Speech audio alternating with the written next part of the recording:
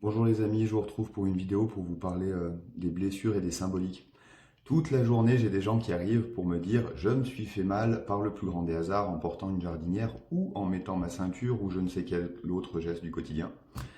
Ça, c'est quand même jamais l'origine ni la cause. De le voir comme ça, c'est beaucoup trop restrictif et vous, ça vous empêche d'enrichir ce qui se passe sur le moment dans votre quotidien et de vous servir de cette douleur, de cette blessure, de cette maladie, peu importe, pour élargir un peu le champ et le prisme des perspectives qu'elles vous apportent. Souvent, les maladies, les douleurs, elles sont là pour nous arrêter, nous demander de revenir en arrière et de se pencher avec un peu plus de conscience sur un élément qui a pu se produire et qu'on a mis sous le tapis rapidement parce que de le regarder ou de se pencher un peu dessus, c'était beaucoup trop inconfortable pour nous. Donc du coup, voilà, c'est des phénomènes d'évitement qui sont hyper classiques. Dès que vous vous faites mal, prenez un temps, arrêtez-vous, regardez ce qui s'est passé dans les 3 semaines, un mois qui ont précédé votre douleur. Observez-la, regardez comment elle vous parle, qu'est-ce qu'elle vous fait ressentir, etc. La séance que vous aurez chez un ostéo, chiro, éthio, peu importe la thérapie que vous allez utiliser, ça sera beaucoup plus pertinent. Globalement, il y a deux manières de faire. Soit on se fait mal et on se sent un peu victime du destin d'une certaine manière, et du coup, ben, la maladie ou la douleur ou la pathologie, la blessure, elle va finir par guérir. On va faire ce qu'il faut d'un point de vue matériel pour la guérir, mais ça n'exempte pas le fait qu'elle va potentiellement revenir sous une autre forme. Ça, c'est des choses que je vois aussi très régulièrement. Quelque chose arrive, la personne a mal, elle le soigne, 3 mois après, ça repète ailleurs. C'est toujours finalement la même chose, la même énergie qui est en boucle dessous et qui régulièrement produit des gènes ou des blessures pour arrêter la personne. Il y a vraiment cette idée de je me fais mal pour être arrêté, je me retourne, ça me donne l'occasion de regarder mon contexte de vie sous un autre angle, de le regarder différemment. Si on n'y arrive pas seul, faites-vous aider, faites-vous accompagner, passez un coup de fil à quelqu'un qui sait faire ça, parce que vous allez vraiment y gagner. Le but de ça n'est pas se prendre la tête avec tout un tas de considérations idéologiques ou dogmatiques, c'est simplement de se retourner et de pouvoir enrichir ce qu'on est en train de vivre sur le moment, donner d'autres perspectives, etc. Et si c'est bien fait, notre vie, elle est bien meilleure après la douleur et la blessure qu'avant. Parce que du coup, on y porte une attention, on y porte une conscience, et le but, c'est pas juste de s'éloigner le plus rapidement possible de cette blessure ou de cette maladie pour finalement retomber dedans 6 mois, un an ou un an et demi plus tard. Donc du coup, voilà, avec le même mécanisme et la même boucle d'action qui a mis en place les conditions préalables et nécessaires à l'apparition de la blessure ou de la douleur.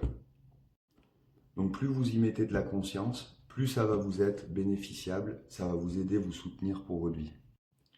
Certains me demandent pourquoi il faudrait aller regarder ou se poser des questions sur son quotidien liées à une blessure, une pathologie ou une maladie. Surtout ce qui est de l'ordre du motif de consultation ostéopathique, chiro ou éthiopathique. C'est vraiment intéressant de le regarder comme ça. Après, on peut évidemment faire des nuances, mais dans la grande majorité des cas, c'est quand même vraiment efficace. Donc l'intérêt de regarder ça, c'est de se permettre de vivre aussi des situations qui peuvent être délicates sur le moment, de les regarder différemment et donc de les vivre mieux. La majorité des cas, simplement le fait de verbaliser ce qui est en train de se passer sur le moment, ça permet déjà d'enlever une tension dans le corps et de remettre de la circulation. Là, le dernier cas que j'ai eu, c'est un monsieur qui était complètement bloqué des lombaires, des grosses douleurs de sciatique dans les jambes, etc. Moi, je mets les mains dessus, il y a certains organes bloqués, des méridiens où ça ne circule plus du tout. Ça me parle aussi de sa famille, etc. en regardant.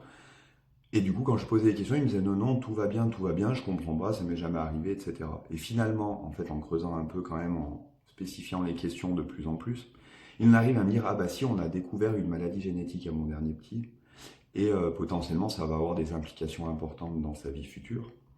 Et cette chose-là lui fait peur, enfin de ces mots, hein, parce qu'il y a un gros parcours hospitalier là qui s'annonce les prochains mois pour accompagner son petit bébé qui a quelques mois.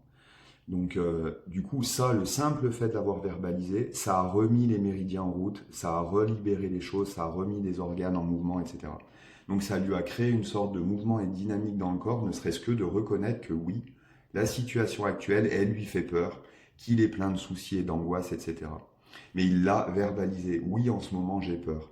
C'est pas entre être capable de se le verbaliser dans ces termes et simplement le ressentir et essayer de le chanter à l'intérieur de soi ou de ne pas le reconnaître, c'est pas tout à fait la même chose et ça n'a pas la même implication. Certains me diraient ah bah oui, oui bah évidemment il se rendait bien compte qu'il avait peur. Oui, il vivait de la peur à l'intérieur de lui-même, mais il n'y avait aucune conscience qui était posée dessus. C'était simplement il le subissait. Là, il a posé de la conscience, il a reconnu que ça lui faisait peur, il a reconnu que ça engendrait, il avait peur des changements que ça allait reconnaître dans sa famille. Ça a remis du mouvement, il est reparti, il n'avait plus aucune douleur nulle part.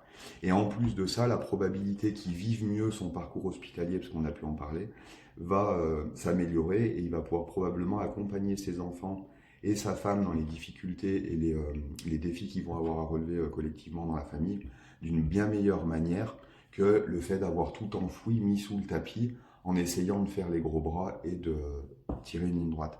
Du coup, voilà. Ce qui ne va pas l'empêcher de le faire aussi, mais avec une conscience sur ce qu'il ressent qui est bien différente. Voilà, voilà, je vous laisse avec ça. Je vous souhaite une toute belle fin de journée et à plus tard.